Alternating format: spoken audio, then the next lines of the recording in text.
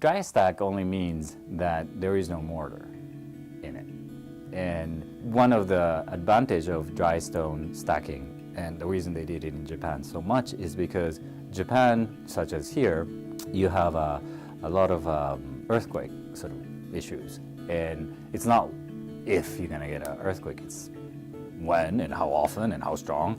And so if you have something rigid, it's so massive, chances are it's going to crumble.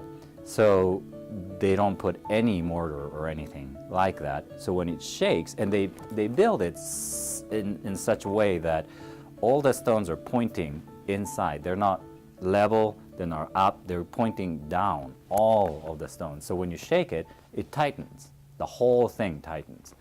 And so that's why you have these ramparts that are standing for 800 years, 1,000 years, in Japan. 4 years ago, there was a workshop symposium down in Ventura, California. They invited some of the masons, Japanese masons, master masons from Japan, and we built 2 small ramparts in a park in Ventura.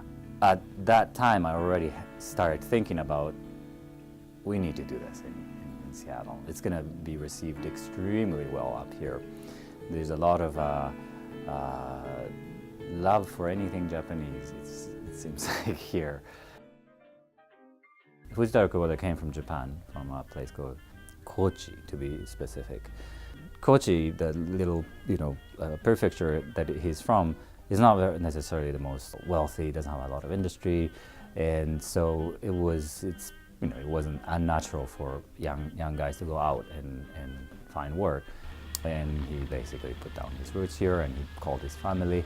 Back then, if you didn't have a lot of education, a lot of connection, a lot of resources, gardening, landscaping was one of the easier things to get into. So that's what he started, and that was his passion. That he loved doing that. Although he was never trained, he was not a sort of trained traditional Japanese gardener. He loved it, and he was good at it too. I got the 14th and 15th generation Master Masons, the Awatas, the Master Mason family. Some of them were like lawyers, some of them were developers, and we had a handful of really super Masons. There was one kid that was like 14, 15 years old. Yeah, and he came in every day. So yeah, those were the participants.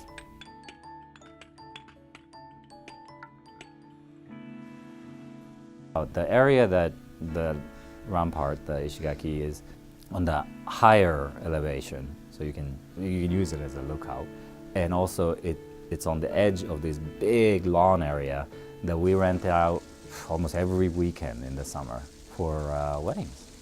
It's so beautiful there. Yeah. It's going to be a connection, permanent, tangible.